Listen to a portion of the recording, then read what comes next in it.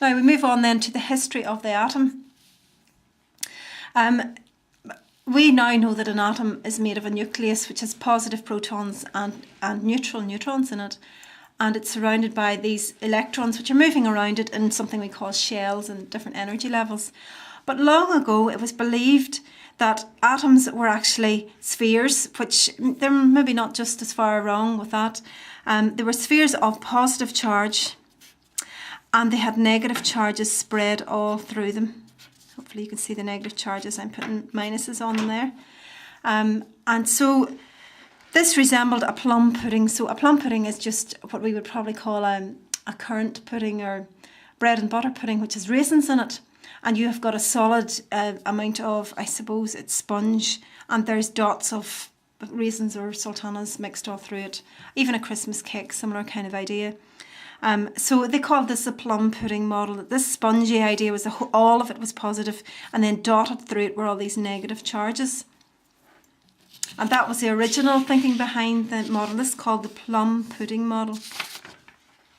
However, Ernest Rutherford and his assistants came along and they fired some alpha particles at a piece of thin gold foil. Now, alpha particles are positively charged nuclear particles. Positively charged. And they were fired at a very, very thin piece of gold foil, which was only a few atoms thick. If the plum pudding model was correct, the alpha particles should have passed straight through and maybe been slightly deflected. So they should have gone right through and maybe been very slight deflection. But this isn't what they observed. And so they started to think, well, maybe this plum pudding model isn't just right. And they started to look at other alternatives.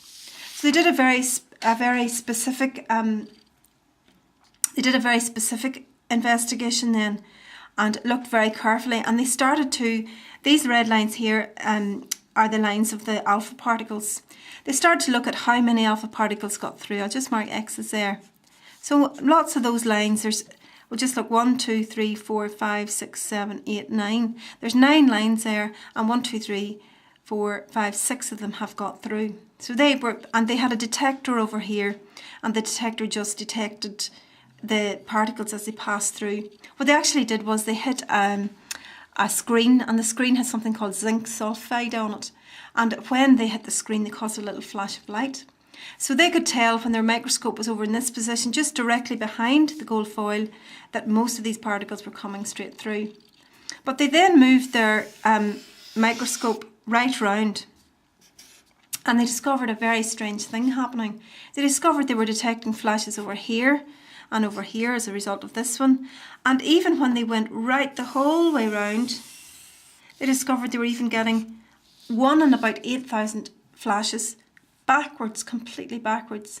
Now, there was absolutely nothing, they thought, in the gold foil that should be doing this, causing the alpha particles to actually go right back the way they came, or even to be deflected so much and causing flashes on the screen at very odd angles.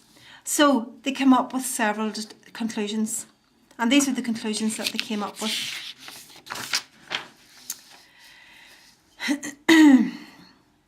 Most of the alpha particles went straight through the foil.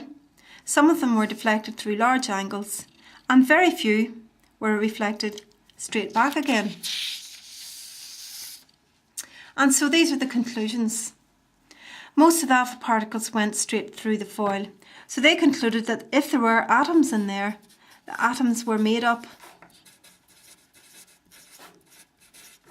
mostly of empty space.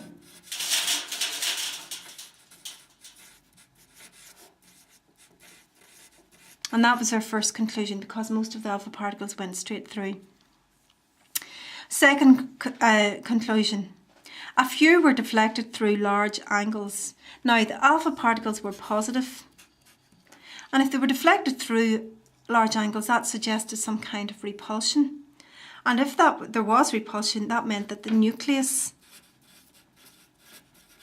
was positively charged, and that was causing repulsion. The nucleus was positively charged. The third conclusion, that very few of them were reflected straight back, was the nucleus was tiny compared to the rest of the atom.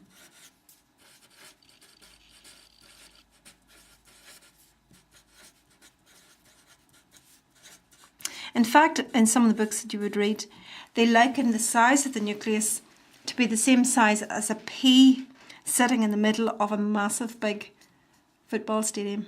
So you can imagine the scale of that. That's absolutely tiny.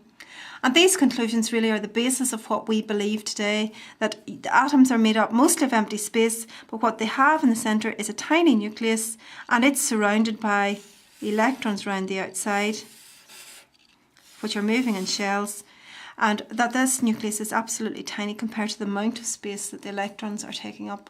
Now obviously atoms themselves are absolutely tiny, but in terms of the space here, they reckoned this space was about 1,000,000 times bigger here than the actual diameter of the atom itself, or the radius of the nucleus, that this is about 1,000,000 times bigger, so it's absolutely huge.